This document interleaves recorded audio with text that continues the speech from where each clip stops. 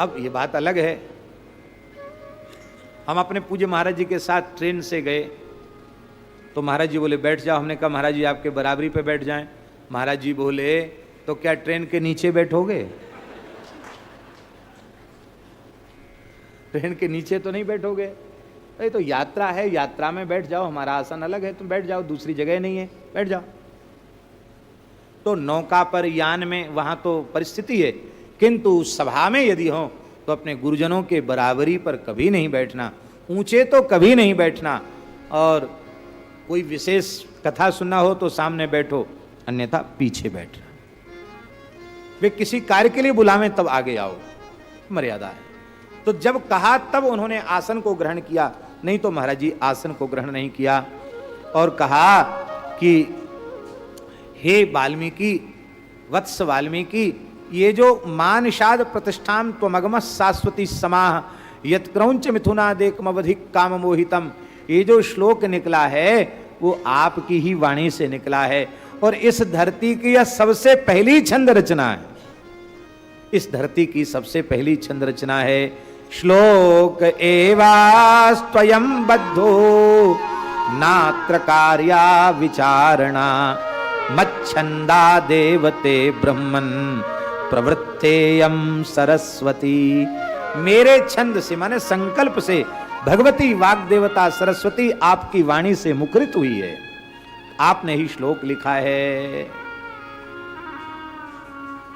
शारद दारो नारी सम स्वामी, शारद दारो नारी सम स्वामी। सरस्वती कठपुतली के समान है। राम सूत्रधर अंतर राम सूत्रधर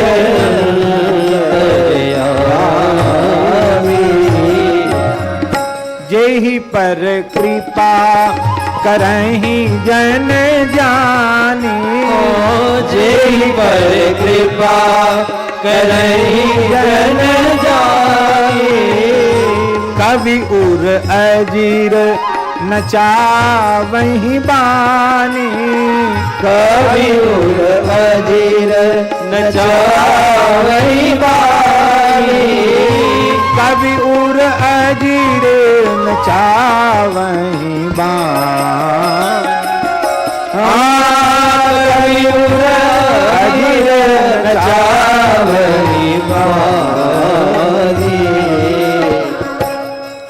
इसलिए हे महर्षि, मैं यही कहने आया हूं कि रामस्य चरितम कृत्स्नम कुरुत्वम ऋषि सत्तम धर्मात्मनो भगवतो लोके रामस्य धीमतः।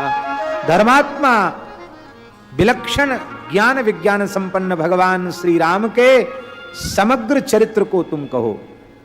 कुरुष्व, कुरुत्वम, कौन? ऋषि सत्तम। ऋषयो मंत्र दृष्टारः, मंत्र दृष्टा को ऋषि कहते हैं। और आप ऋषि नहीं, ऋषि सत नहीं, ऋषि सत्तर नहीं, ऋषि सत्तम। आप तो ऋषि सत्तम हैं। इसका मतलब है न होगे तो भी हमने कह दिया ऋषि सत्तम, अर्थात संपूर्ण राम जी का चरित्र आपके अंतःकरण में प्रकट हो जाएगा। आप बस बैठ जाओ, कुछ पवित्र पानी होकर के बैठ जाओ, आपके भीतर सब कुछ प्रकट हो जाएगा। तो महाराज क्या कहें, हम कैसे लिखें? बोले सूत्रपात तो नारद जी ने पहले कह दिया है। वृत्तम कथय धीरस्य यथा ते नारदाच्छ्रुतम। नारद जी के मुख से जैसा सुना है उसको तुम कहो। और मैं आशीर्वाद देता हूं, यच्चाप्यविदितम सर्वम विदितम ते भविष्यति। जो कुछ तुम्हें पता नहीं है वो सब मेरी कृपा से ज्ञात हो जाएगा। सूझहि राम चरित मणिमा, सूझहि राम चरित मणिमा। कुपूत प्रगट जहाँ जो जेहि खानि, कुपूत प्रगट जहाँ जो जेहि खानि। तथा सुरंजन अंज दृग साधक सिद्ध सुधान, भूतल देखत कौतुक देखत शैल बन भूतल भूमिदान। इसलिए सब कुछ मेरी कृपा से दिव्य दृष्टि तुम्हें हो जाएगी। और ये मेरा वचन है, नते वाक अनृता काव्ये काचिदत्र भविष्यति। ये है वाल्मीकि रामायण की महत्ता। एक अक्षर भी, एक मात्रा भी तुम्हारी अनृत नहीं होगी, झूठ नहीं होगी। आप जो कुछ कहेंगे सर्वथा सत्य होगा। ये है महर्षि की लेखनी। इसका मतलब क्या है? इसका मतलब यह है कि आप जो राम जी ने किया है वही आप लिखोगे, वो आगे भी आपको आगे भी लिख देना है, आगे की बात भी लिख देना। ब्रह्मलोकम प्रयास्यति आदि, वो कैसे होगा? वो तो अभी लीला हुई नहीं। कहते महाराज आप जो लिख देंगे वही राम जी को करना पड़ेगा। आप लिख दोगे वैसे ही लीला करेंगे वो। यद यद धिया तो उर्गाय विभाव वयंती तत्तद बपु प्रणय से सदनुग्रहाय।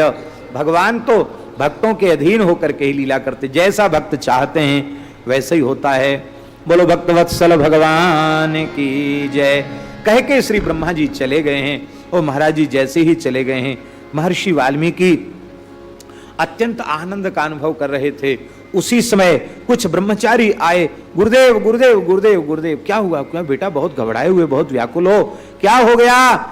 बोले एक देवी अपनी अंग कांति से सारे वन्य प्रदेश को उद्भासित कर रही हैं, अपूर्व सुंदरी हैं, करुण क्रंदन कर रही हैं। कैसी हैं वो? बोले दृष्टास्माभि प्ररुदिता, अस्माभि दृष्टा, हम लोगों ने देखा है उनको। प्ररुदिता, बहुत करुण विलाप कर रही हैं। दृढ़म शोक परायणा अनरहा दुख शोकाभ्याम, इतनी सुंदरी सुकोमला हैं कि दुख शोक के योग्य वे कदापि नहीं हैं। लेकिन एका दीना अनाथवत, वो अकेली दीन अनाथ की तरह वहां विलाप कर रही हैं। इतना सुनते ही महर्षि तत्काल उठ करके खड़े हो गए। अरे आ गई श्री रामचरित्र की सूत्रधार, श्री मैथिली मेरी प्राण प्रिया वात्सल्य भाजना पुत्री आ गई। उत्पपात मरतेसाम तु वचनम श्रुत्वा बुद्धिया निश्चित्य धर्मवित। धर्मवित माने धर्म श्री राम, उनके तत्व को जानने वाले जो श्री वाल्मीकि, वो समझ गए कि राम जी ने अपने चरित्र लेखन के लिए कृपा शक्ति को भेजा है। ये श्री राम की अभिन्ना कृपा शक्ति मैथिली आई है, मेरे ऊपर अनुग्रह करने आई है। इसलिए तपसा लब्ध चक्षुष्मान प्राद्रवत यत्र मैथिली, तपसा लब्ध चक्षुष्मान, तपस्या से जिन्हें नेत्र प्राप्त हुए हैं, ऐसे महर्षि वाल्मीकि तपोधन ऋषि। जहां जानकी जी हूं वहां गए ये नहीं लिखा है, प्राद्रवत यत्र मैथिली। प्राद्रवत, बहुत तेजी से दौड़े महर्षि। तपोधन हैं, वृद्ध हैं, लेकिन बड़ी तीव्र गति से चल पड़े और ये कहते हुए चले कि शिष्यों जल्दी करो, अर्घपाद्य पुष्प चंदन दुर्वा आदि उपचार द्रव्यों को साथ लेकर के चलो। कौन आया है? ये कौन है? बोले हम लोगों का सौभाग्य उदित हुआ है। महाराज जी जैसे ही गए हैं, महर्षि ने अर्घ निवेदित किया है, बहुत सत्कार किया। बेटी तुम अपने धर्म पिता के यहां आई हो, शोक का त्याग करो। किस प्रयोजन के लिए यहां आई हो मुझे ज्ञात है,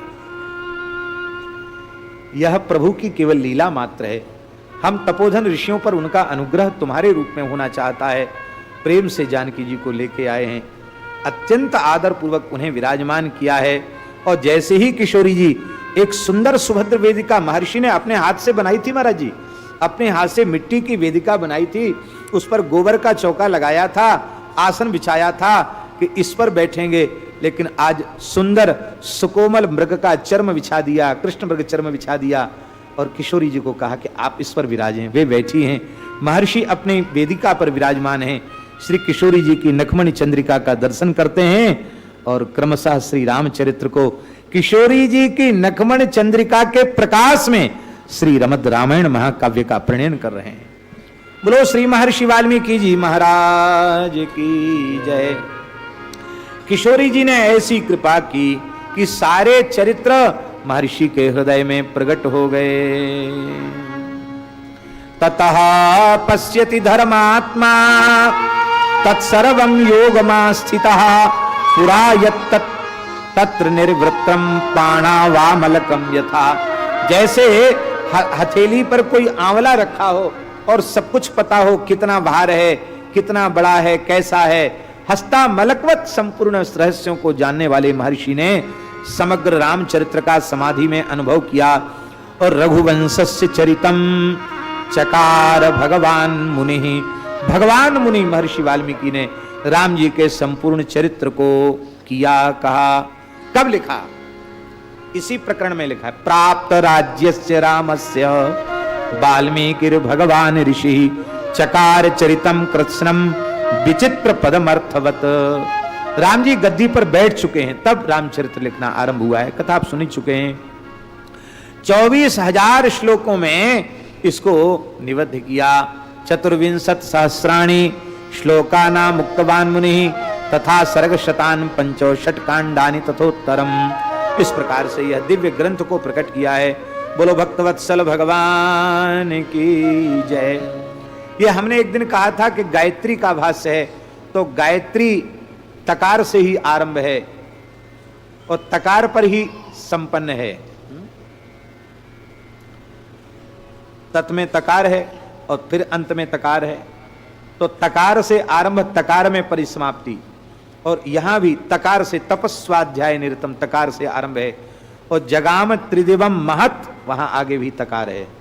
और इन श्लोकों में महानुभावों ने तो यहां तक चिंतन किया कि 1,000 श्लोकों के बाद गायत्री मंत्र का एक एक अक्षर यहां आ गया है। ऐसा अद्भुत महर्षि का आदि काव्य है। हमने पहले कहा था और फिर निवेदन कर रहे हैं, इसका आशय यह है कि गायत्री मंत्र का प्रतिपाद्य हमारे श्री रघुनाथ जी हैं। कई बार क्या होता है, अन्यथा नहीं मानना, वैष्णवता के आवेश में आकर कई बार हम लोग अनुचित भी कर बैठते हैं। गायत्री जप नहीं करेंगे, क्यों? अरे बोले हम तो भगवान के भक्त हो गए, अब गायत्री तो अमुक की शक्ति है, अमुक, हमको उनको जपने से क्या लेना दे। यद्यपि ये क्यों ऐसा होता है? होता इसीलिए है कि हम ठीक से शास्त्र के सिद्धांतों का विचार नहीं करते। ऐसा नहीं। हमारे वृंदावन में निम्बार्क संप्रदाय के बहुत अच्छे विद्वान हैं, झा जी, क्या नाम है? हाँ, पूज्य पंडित श्री बैद्यनाथ झा जी, बहुत अच्छे विद्वान। और विद्वान क्या, महान संत हैं झा जी, मैथिल विद्वान हैं। उन्होंने श्री गायत्री मंत्र का एक भाष्य एक पुस्तिका में लिखा है, संस्कृत टीका है, उसमें राधा कृष्ण परक अर्थ गायत्री मंत्र का किया उन्होंने। पूरा इतना सुंदर किया है महाराज जी।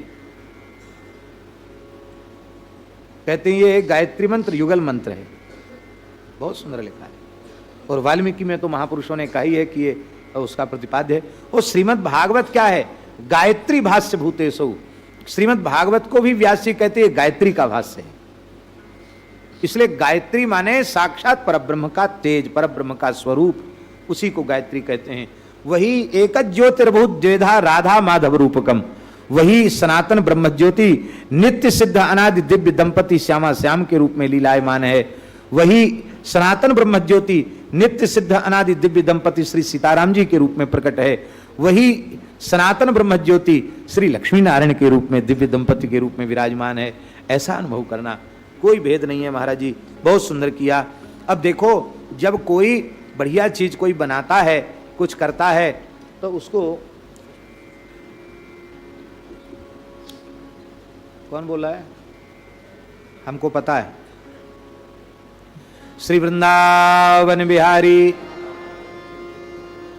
जब कोई थोड़ा सा कुछ बढ़िया काम करता है, वो मकान बनाता है, आप लोग कुछ बड़ी उपलब्धि करते हैं, तो आपको उसके साथ ही एक चिंता हो जाती है, इसका रखरखाव कौन करेगा। चिंता होती कि नहीं? चाहे कोई संस्था बनाओ, कुछ बनाओ, उत्तराधिकारी की चिंता हो जाती है। अरे भौतिक संपत्ति के लिए भी उत्तराधिकारी की चिंता हो जाती है, तो भला आध्यात्मिक संपत्ति के लिए उत्तराधिकारी की चिंता क्यों नहीं होगी? आध्यात्मिक संपत्ति के उत्तराधिकारी बिरले होते हैं, भौतिक संपत्ति के उत्तराधिकारी बहुत हो जाते हैं, किंतु आध्यात्मिक संपत्ति के उत्तराधिकारी बिरले होते हैं। सच्ची बात है महाराज जी, आचार्यों की, गुरुजनों की वास्तविक संपत्ति तो भजन है। वो भजन जिसको मिल जाए वही आध्यात्मिक संपत्ति है। उनके अंतःकरण का चिंतन मिल जाए, उनके जैसा जीवन बन जाए, यही संपत्ति है। महाराज जी हमारे वृंदावन में श्री हरिराम व्यास जी हुए, महान रसिकाचार्य। उन्होंने अपनी संपत्ति के 3 हिस्से किए। एक हिस्से में ठाकुर युगल किशोर जी को रखा, दूसरे हिस्से में सोना चांदी रुपया पैसा ही रखा, तीसरे हिस्से में गोपी चंदन और तुलसी की माला रखी। अब 3 लड़के थे उनके, अपनी संपत्ति के 3 भाग कर दिए। बोले हमारे पास यही है, तुम लोग बांट लो आपस में। बड़े वाले ने जुगल किशोर जी की सेवा ली, दूसरे वाले ने सोना चांदी रुपया पैसा लिया। बोले सेवा के लिए व्यवस्था में कौन जुटाएगा, व्यवस्था हम जुटाएंगे, उसने वो लिया। सबसे छोटे थे किशोरदास। व्यास जी ने कहा कहीं ऐसा तो नहीं कि तुम सोचो कि अब तो हमारे हिस्से में तो बढ़िया बढ़िया माल तो गया भाइयों के पास, और ये तुलसी की माला और गोपी चंदन ये हमारे बट में आया, तो कहीं तुम्हें पश्चाताप तो नहीं हो रहा है? नहीं, अभी हम बदला सकते हैं तुमको।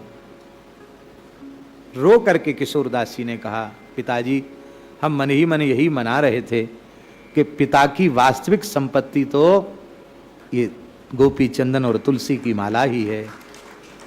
ठाकुर जी भी वास्तविक संपत्ति नहीं है, क्योंकि ये मायापति हैं, इनके साथ बहुत माया लगी है। मंदिर बनाओ, पुजारी रखो, आज अमुक उत्सव करो, आज तमुक उत्सव करो, भजन में बाधा पड़ेगी। इसलिए ये भी थोड़ा झगड़े का काम है, माला फेरना ये बढ़िया काम है, ये सच्ची संपत्ति है। तो बेटा अब इस संपत्ति को लेकर तुम अर्पित करो। किसके यहाँ? स्वामी हरिदास जी के चरणों में। तुरंत उन्होंने अर्पित किया है। स्वामी जी ने मस्तक पर उदुपुंड्र पधराया है, कान में नाम का उपदेश किया, युगल नाम का उपदेश किया है। वो आज ही शिष्य बनाकर किशोरदास नाम रखा और झारी देकर, कलश देकर कहा जाओ जमुना जी जल भर के लाओ बिहारी जी के से। आज ही महाराज जी प्रवेश हुआ था, आज ही अचला लंगोटी ली, आज विरक्त वेश लिया। वो आज ही कलश लेकर जैसी जमुना जी गए, जमुना जी में कलश डुबाया है, महारास प्रकट हो गया, महारास प्रकट हो गया। अब प्रकट हुआ रास तो वाणी प्रकट हुई, और महाराज जी जब वाणी प्रकट हुई तो ठाकुर जी आश्चर्यचकित हो गए। बोले ये कौन सी नई सखी कुंज में आई है आज, है इतना सुंदर गायन कर रही है। राधा रानी ने करी परिचय तो करो। ललिता जी ने कहा आज नई सखी आई है, आज ही कुंज में प्रवेश मिला है, इसका नाम क्या है? बोले इसका नाम किशोर दासी है, ये ऐसी सखी आई है। तो श्री जी ने कहा ललिता जी इसके द्वारा गाए हुए पद को लिख लो। अब लिख लिया महाराज जी ललिता जी ने पद। श्री स्वामी हरिदास जी, श्री हरिवंश जी, श्री व्यास जी तीनों रसिकाचार्य नेत्र बंद करके रास लीला का चिंतन ध्यान कर रहे हैं, और आज ठाकुर जी तीनों के हृदय में प्रकट होकर वही पद गा रहे हैं। तो सबको आश्चर्य हुआ, नित्य रास में किस रसिक का पद गाया जा रहा है। किशोरदास जब छाप आई तो नेत्र खोलकर एक दूसरे को देखने लगे, किशोरदास? कौन किशोरदास? यहां तो कोई इतना प्रसिद्ध रसिक महात्मा किशोरदास नहीं है। स्वामी हरिदास जी से पूछा कौन किशोरदास? स्वामी जी ने मुस्कुरा कर कहा आप सबका लाडला किशोरदास आज ही आया है। ये है आध्यात्मिक संपत्ति। लाल लटकंता यौवन मनता, लाल लटकंता यौवन मनता, खेलत रास अनंता, खेलत रास अनंता, जमुना तीर वीर युवती ने की, यमुना तीर वीर युवती ने की, मध्य राधिका कंता, मध्य राधिका कंता, एकन के कर कंज कपूलन, एकन के कर कंज कपूलन, परिरंभण देत हसंता, परिरंभण देत हसंता। किशोरदास के स्वामी श्यामा कुंज बिहारी, किशोरदास के स्वामी श्यामा कुंज बिहारी, बिहरत केली करंता, बिहरत केली करंता। लाल लटकंता यौवन मनता, लाल लटकंता यौवन मनता। खेलत रास अनंता, खेलत रास अनंता। हम अपना उत्तराधिकार किसको दें ये चिंता होती है। और महाराज जी गृहस्थों को सो शायद कम होती होगी, बाबा जियों को ज्यादा होती है। बोलो वृंदावन बिहारी। गृहस्थियों को तो बुरा है, अच्छा है, लायक है, नालायक है, बेटा है, उसी को देना है। और यहाँ तो महाराज क्या कहना, धन्य है। आध्यात्मिक संपत्ति का उत्तराधिकारी कौन? महर्षि चिंतया मास कोन्वे तत्प्रियुंजीयादिति प्रभु। ये इतना दिव्य महाकाव्य, यही मेरी आध्यात्मिक संपदा है। इस आध्यात्मिक संपत्ति का उत्तराधिकारी कौन है? किसको दें? शिष्यों की कमी नहीं थी। महर्षि वाल्मीकि के हजारों शिष्य हैं, लेकिन विचार कर रहे हैं लायक कौन है, इस उदात्त चरित्र को धारण कर सके वो कौन होगा। चिंता कर रहे थे आंख मूंद करके। तब तक मुनि वेशधर कुशलव ने आकर के उनके चरणों में प्रणाम किया। तस्य चिंतयमानस्य महर्षेर भावितात्मनः अग्रहणीताम ततः पादौ मुनिवेशौ कुशीलवौ। मुनिवेश में कुशलव ने प्रणाम किया। प्रणाम करते ही महर्षि ने नेत्र खोले और कहा, आ गए आध्यात्मिक उत्तराधिकारी। श्रीमद् रामायण महाकाव्य के सच्चे उत्तराधिकारी आ गए। अरे इन्हीं उत्तराधिकारियों को मुझे प्रदान करने के लिए तो श्री रघुनाथ जी ने श्री प्राणप्रिया विदेह राजनंदिनी श्री जानकी जी को यहां तक भेजा है। रामायण का प्रणयन कराने और प्रणयन के बाद रामायण को धारण करने के लिए ये दो धरोहर यहां भेजी हैं। अब तो महाराज कुशीलवौ धर्मज्ञौ राजपुत्रौ यशस्विनौ भ्रातरौ सुर संपन्नौ ददर्शाश्रम वासनौ सतु मेधाविनौ दृष्ट्वा वेदेषु परिनिष्ठितौ। षडंग वेद के विद्वान हो चुके हैं कुशलव, वैसे नहीं है, षडंग वेद के विद्वान हैं। उन्होंने चरणों में प्रणाम किया है और अब तो प्रसन्न हो गए। कहा, वत्स कुशलव आचमन प्राणायाम करो, समाहित चित्त से बैठ जाओ, मैं अपनी आध्यात्मिक संपत्ति तुम्हें प्रदान कर रहा हूं।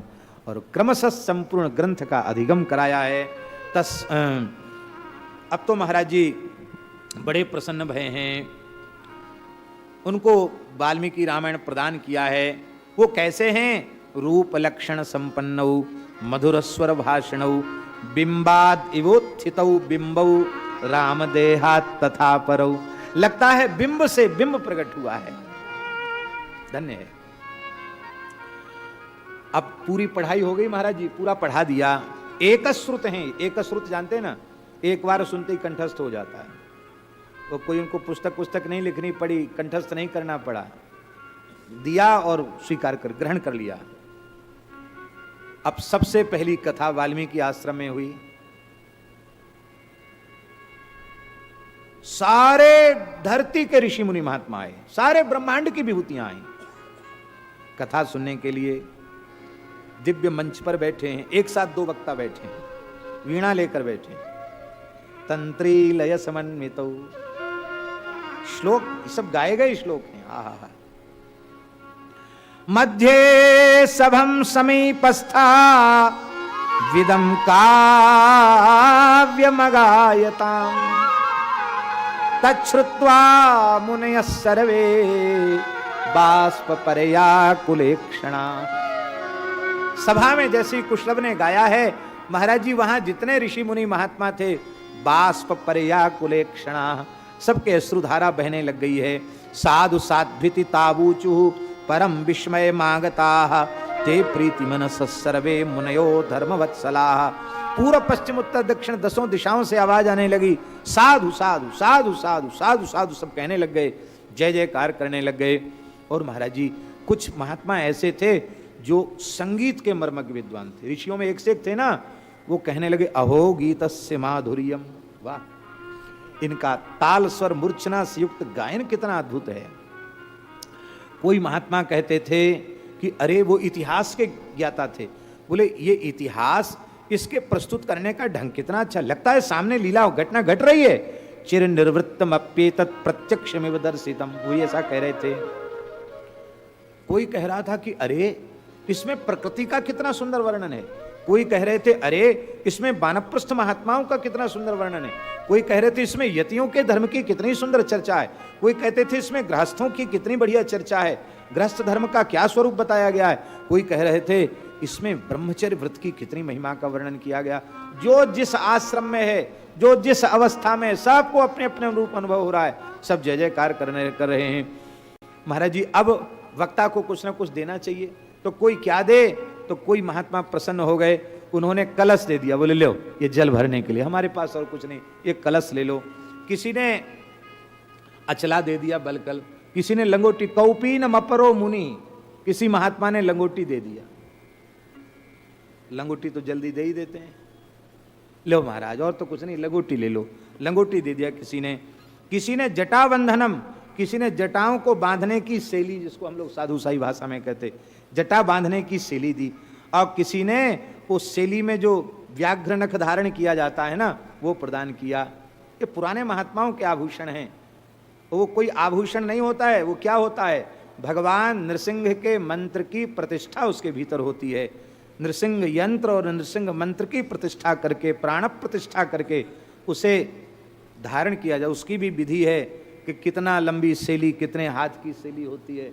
अब वो सब यहाँ बैठ के बताने की बात नहीं, त्यागी तपस्वी महात्माओं की बातें हैं, कितनी बड़ी शैली होती है ये सब। बोलो भक्तवत्सल भगवान की। कुठार मपरो मुनि, परशुराम जी बैठे थे कथा सुनने, उन्होंने अपना फरसा दे दिया, लो महाराज कुल्हाड़ा लो। जो जिसके पास था, किसी ने योग बैठने की पीठिका, किसी ने मृगचर्म दे दिया, किसी ने कुशा की पवित्री आदि दी, किसी ने मूंज का यज्ञोपवीत आदि, लो महाराज हमने बहुत बढ़िया मूंज का जनेऊ बनाया, ऐसा दे दिया। किसी ने विलक्षण औषधि दी, तुम्हारा गला कभी खराब नहीं होगा, कभी खांसी खुर्रा नहीं होगा, कभी ताप तिजारी नहीं आवेगी, किसी ने कुछ दिया। और महाराज कुछ ऐसे थे इनके पास कुछ नहीं था, उन्होंने आशीर्वाद दिया, कुछ नहीं था उनके पास, क्योंकि आशा बसन व्यसन यह तिन्हीं रघुपति चरित होई कहाँ सुनहि, उन्होंने आशीर्वाद दे दिया। कहा ददुस चैवम वरान सर्वे मुनय सत्यवादिनः। अब तो महाराज श्री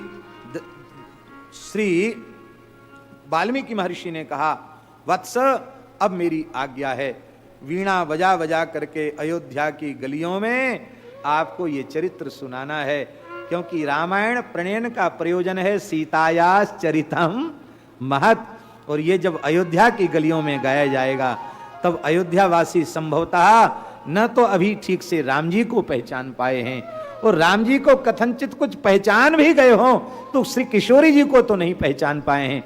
इसके श्रवण से श्री राम को भी जानेंगे और श्री किशोरी जी को भी पहचानेंगे, तभी अयोध्यावासी धन्याति धन्य होंगे। जाओ, चले जाओ। अब तो महाराज वे जाकर के गाते हैं और पूरी अयोध्या में बड़ी प्रशंसा हो रही है। तो श्री राम जी ने कहा, लक्ष्मण ये जाओ तो सही, उनको बालकों को लेके आओ, ये कैसे बालक हैं, और आकर के सभा में विराजमान किया है। राम जी ने कहा कि हम तुम बहुत सुंदर गाते हो, तुम्हारा काव्य हम सुनना चाहते हैं।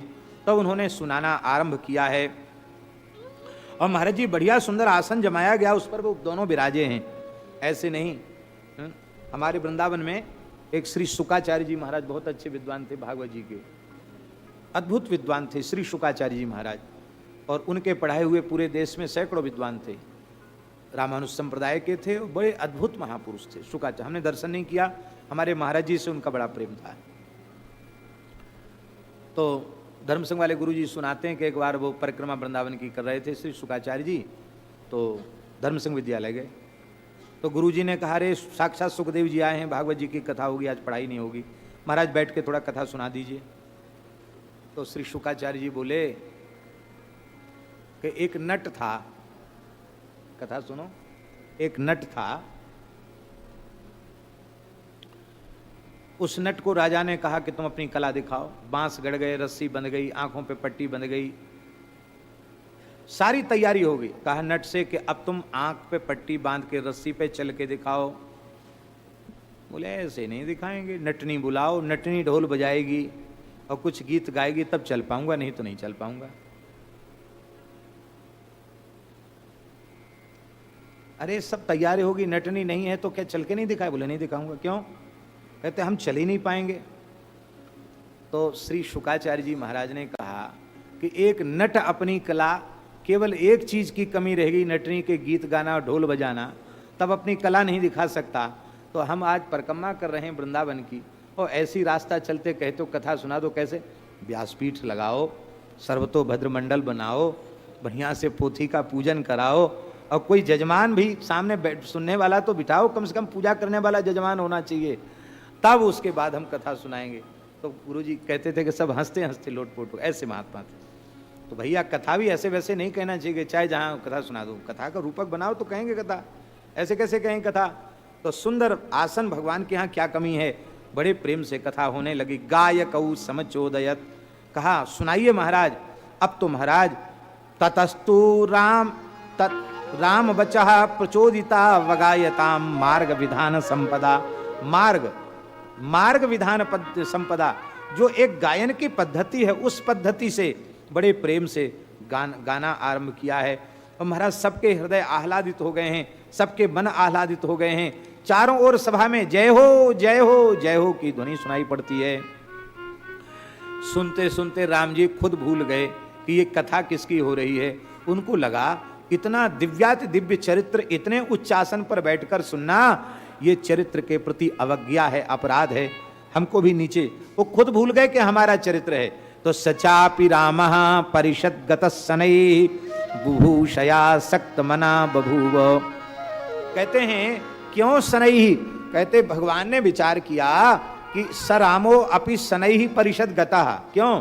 बोले झटिति उत्थाय गमने परिषदोभ्युत्थानात्, अकस्मात उठ के खड़े होंगे तो सभा खड़ी हो जाएगी, और जब सभा खड़ी हो जाए तो रसभंगो भविष्यति, रसभंग हो जाएगा कथा में। इसलिए मंदम मंदम सिंहासनात् अवतीर्य परिषदम प्राप्तः, धीरे धीरे खिसक खिसक के आए और नीचे बैठ गए महाराज। यह दिव्य श्री राम जी का चरित्र है।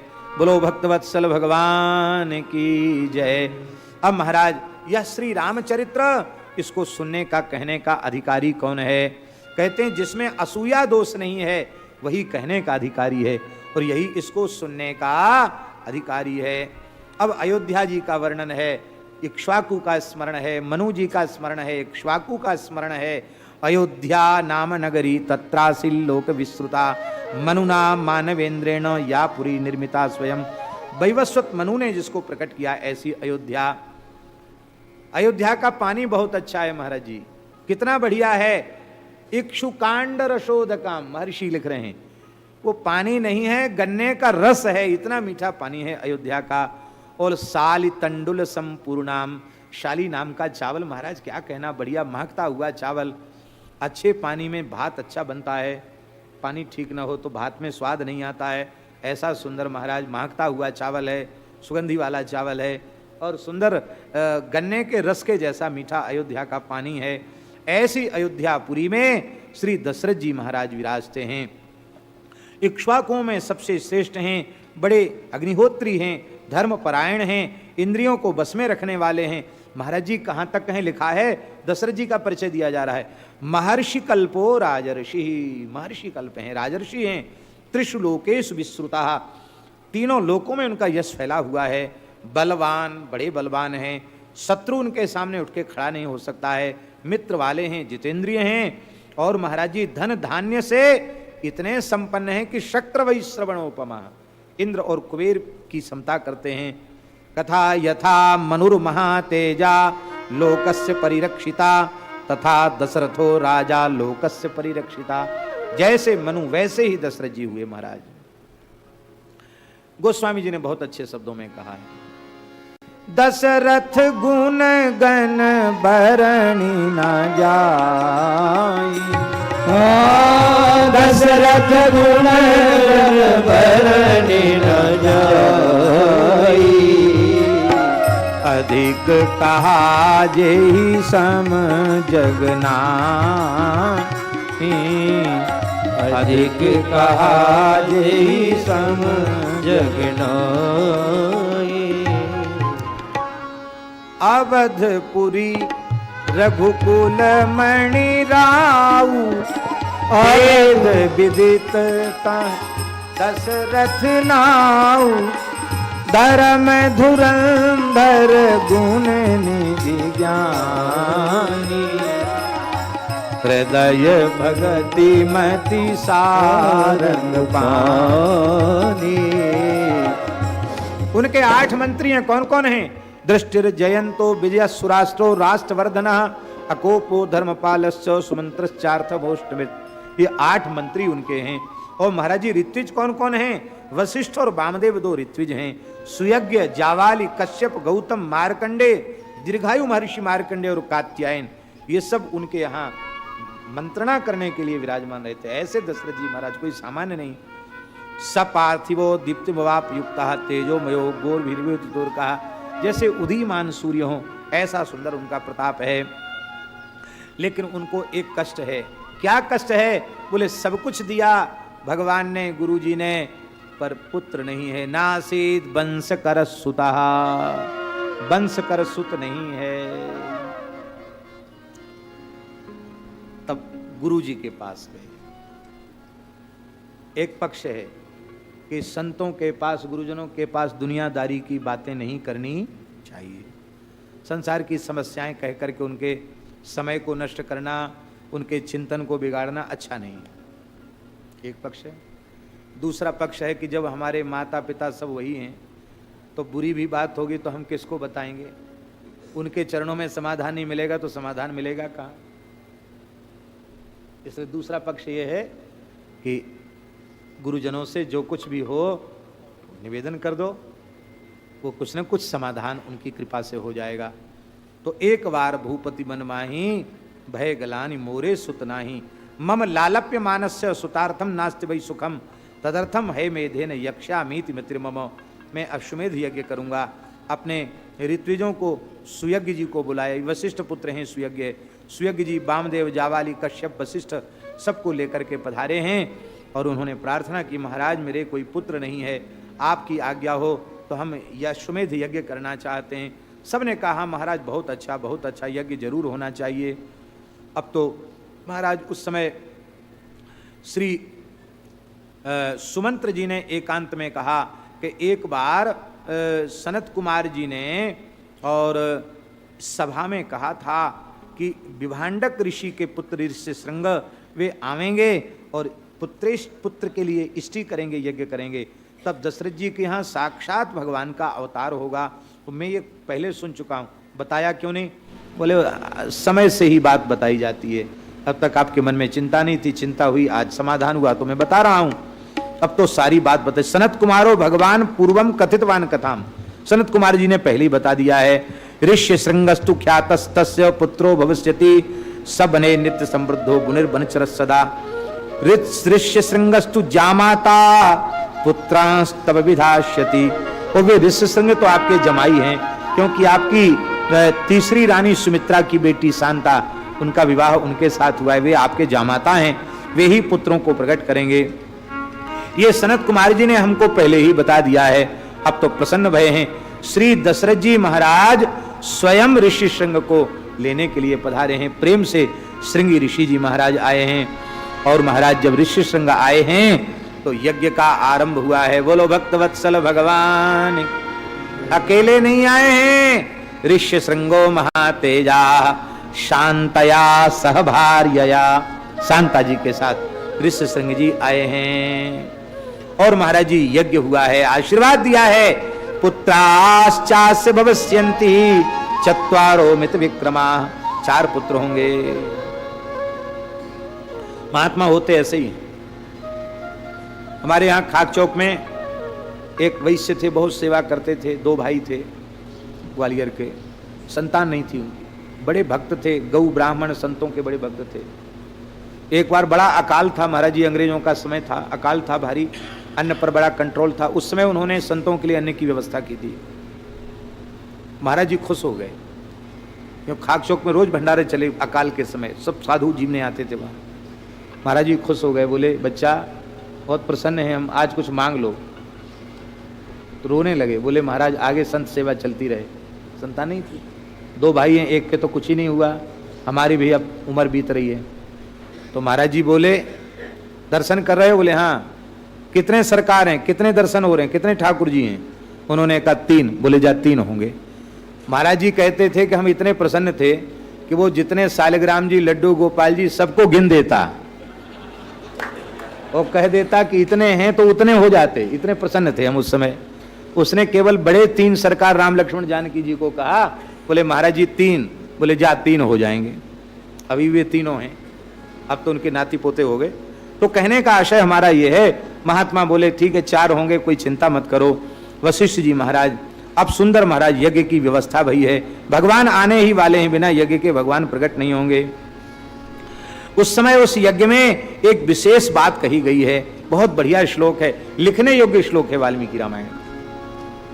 हम लोग बड़े बड़े उत्सव करते हैं, यज्ञ करते हैं, अनुष्ठान करते हैं, आयोजन करते हैं, लेकिन कोई न कोई ऐसी चूक हो जाती है कि जिससे किया कराया सब जैसी आराम हो जाता है। बहुत बढ़िया श्लोक है। दशरथ जी ने कहा कि देखो, अवज्ञया न दातव्यम कस्यचिल लीलया पिबा, किसी को भी अवज्ञा पूर्वक मत देना, आदर पूर्वक ले जाओ, पिंड छोड़ो, ऐसे नहीं, आदर पूर्वक देना, फटकार के किसी को मत देना, लीला पूर्वक भी मत देना, नाटकीय ढंग से भी मत देना। क्यों? बोले अवज्ञया कृतम हन्यात् दातारम नात्र संशया, अवज्ञा पूर्वक या नाटकीय ढंग से आपने कुछ खिलाया पिलाया, कपड़ा दक्षिणा कुछ दिया, तो उसका पुण्य तो नहीं मिलेगा, तुम्हारा नाश भी हो जाएगा। इसलिए क्योंकि छिद्रम ही मृगयंत स्म विद्वांसो ब्रह्म रक्षसा, ब्रह्म राक्षस छिद्र देखते हैं और ऐसा छिद्र देखते ही तो महाराज यज्ञ को नष्ट कर देते हैं। अब तो महाराज अश्वमेधी अश्व आया, उसका पूजन हुआ, 1 वर्ष घूमा अश्व। दशरथ जी का प्रताप ऐसा कि सारी धरती पर किसी ने उस अश्व को रोका नहीं, सबने पूजन किया। लौट करके अश्व अयोध्या में आ गया। अथ संवत्सरे पूर्णे तस्मिन् प्राप्ते तुरंग में शर्यवाश्चोत्तरे तीरे राज्ञो यज्ञोभ्यवर्तत, शरयू जी के उत्तर तट पर यज्ञ हुआ है।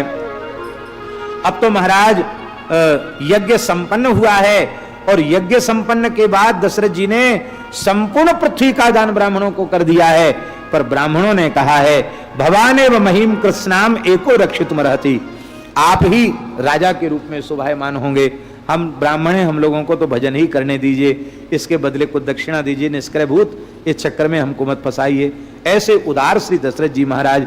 और महाराज जी ऋष्यशृंग ने पुत्र की इष्टि जब कराई है तब तो महाराज बड़ी कृपा हुई है। इष्टिम ते हम करिष्यामि पुत्रियाम पुत्र कारणात् अथर्व शीर्ष प्रोक्तैर मंत्री सिद्धाम विधानता, अथर्ववेद के मंत्रों से हम पुत्रिष्टि करें। पहले अश्वमेध यज्ञ हुआ वाल्मीकि के अनुसार, इसके बाद पुत्रिष्टि हुई है, पुत्रिष्टि हुआ है। उस यज्ञ में देवता गंधर्व सिद्ध ऋषि सब उपस्थित होने के लिए आए।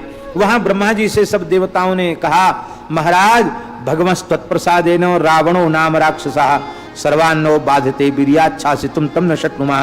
रावण महाराज आपके वरदान से बड़ा उद्दंड हो गया है, हम लोग रावण पर नियंत्रण नहीं कर पा रहे हैं। कितना प्रतापी है रावण। नैनम सूर्यम सूर्य प्रतपति, सूर्य इसको गर्मी नहीं पहुंचा सकता, इसके पास में हवा तेजी से नहीं चल सकती कि कपड़ा उड़ जाए उसका। हाँ, चलो उर्मी माली तम दृष्ट्वा समुद्रोपि न कंपते, ये जब समुद्र के तट पे जाता है तो समुद्र गर्जना करना बंद कर देता है, इतना प्रतापी है रावण महाराज। हम लोगों का बस नहीं है उसके ऊपर, आप कृपा करो। तब महाराज जी ब्रह्मा जी ने कहा कोई बात नहीं, हम सब भगवान से प्रार्थना करते हैं। उसी समय भगवान श्री हरि प्रकट भये हैं। बोलो यज्ञ नारायण भगवान की। एतस्मिन्नन्तरे विष्णु रूपया तो महाद्युति शंख चक्र गदा पाणि पीतवासा जगतपति। जगन्नाथ जगतपति आए हैं। वैनतेयम समारूह्य गरुड़ पर विराजमान होकर के आए हैं। मेघश्यामल कोमलंग भगवान हैं। तप्त हाटक केयूरो वंद्य मानस सुरोत्तमयी। भगवान के पार्षद उनका यश गान कर रहे हैं। भगवान पधारे हैं। और महाराज जी भगवान जब उपस्थित भये हैं तब सबने प्रार्थना की है कि भगवान अब हम आपसे प्रार्थना करते हैं, इस समस्या का समाधान आप ही कीजिए। वाम नियोक्ष्यामहे विष्णु लोकानाम हितकाम्यया। यहाँ नियोक्ष्या अर्थ नियुक्त करते नहीं, प्रार्थना करते हैं कि आप ऐसा कीजिए, ऐसा ही अर्थ समझना चाहिए। अब तो महाराज जी भगवान प्रसन्न हो गए और प्रसन्न होकर के भगवान ने कहा कि अब तुम चिंता मत करो, क्योंकि तुमने हमारी शरण ग्रहण कर ली है, मैं जल्दी ही समस्या का समाधान कर दूंगा। जन डर पहु मुनि सिद्ध सुरेश। जन डर पहु मुनि सिद्ध सुरेशा। तुम ही लागी धरी हूँ नरवेशा। तुम ही लागी धरी हूँ नरवेशा। हरि हूँ सकल भूमि गरुआई निर्भय हो देव समुदायी। हरि हूँ सकल भूमि गरुआई निर्भय हो देव समुदायी। निर्भय हो जाओ। यहाँ एक विशेष बात वाल्मीकि महर्षि लिख रहे हैं। पितरम रोचयामास तदा दशरथम नृपम। पितरम वर्ण किया है, अपने पिता के रूप में पसंद किया भगवान ने, यही मेरे पिता होने लायक हैं। और ऐसा कह करके सकृत्वा निश्चयम विष्णु आमंत्र च पितामहम। ब्रह्मा जी से मंत्रणा करके अंतर्धान गतो देव ही पूज्य मानो महर्षि। भगवान अंतर्धान हो गए। ओ महाराज जी अंतर्धान होने के तत्काल पश्चात पायस लेकर प्रकट हुए। इसका मतलब क्या है? इसका मतलब है भगवान अंतर्धान होकर स्वयं ही पायस बन गए। वो खीर नहीं थी, साक्षात भगवान ही पायस रूप में परिणित हो गए।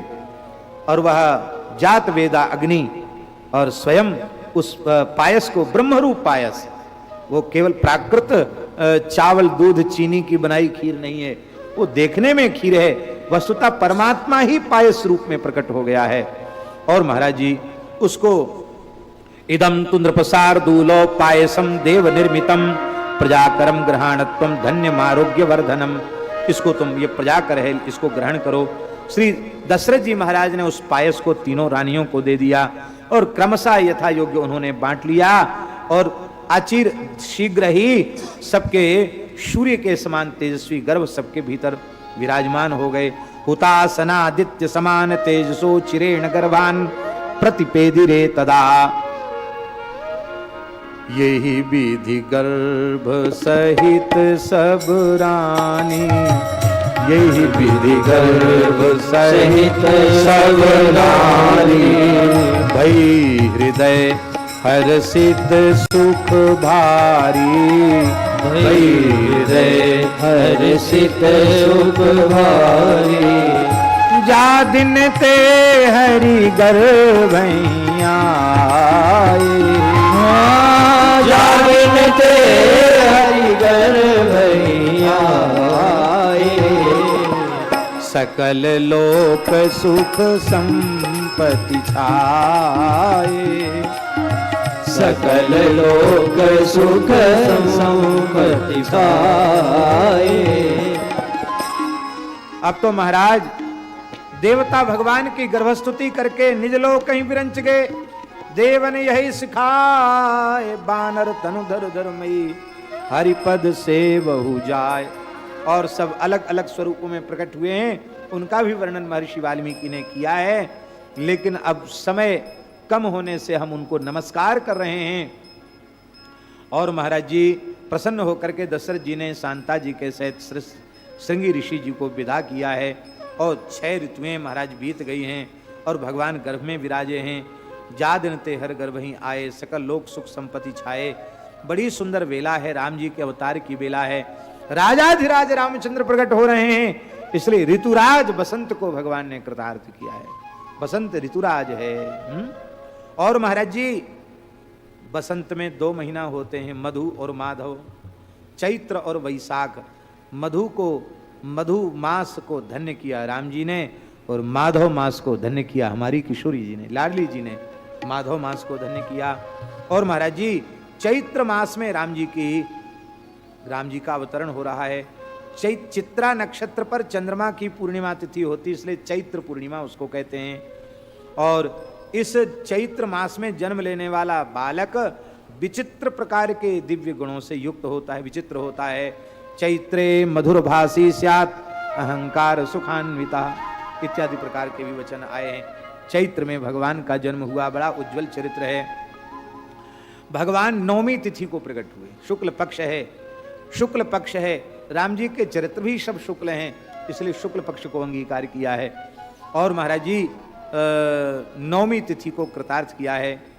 9 की संख्या पूर्णांक है, भगवान ने इस पर कृपा की। और 9वीं रिक्ता तिथि है। अरे जो रिक्त होगा उसी को तो भरा जाएगा, ये रिक्ता है इसलिए भगवान इसको परिपूरित कर दिया। एक बार 9वीं तिथि रोते रोते भगवान के पास गए, बोले आपने हमको बनाया क्यों? सब लोग हमको फटकारते हैं, रिक्ता रिक्ता रिक्ता वर्जिता ऐसा कहते हैं, ये ठीक नहीं है। चौथ चतुर्दशी 9वीं रिक्ता ठीक नहीं है, छोड़ो इनको। तो महाराज हमको बनाया ही क्यों? भगवान ने कहा कोई बात नहीं, सब भरे हुए में हम कैसे आवेंगे, तू कम से कम रिक्ता तो है, तो मैं तुझे परिपूरिता कर दूंगा। भगवान इस तिथि में भगवान पधारे, राम जी ने इस 9वीं तिथि को धन्य कर दिया। महाराज लिखा है निर्भय सर्वभूतेभ्यो नवाम्याम जायते नरा,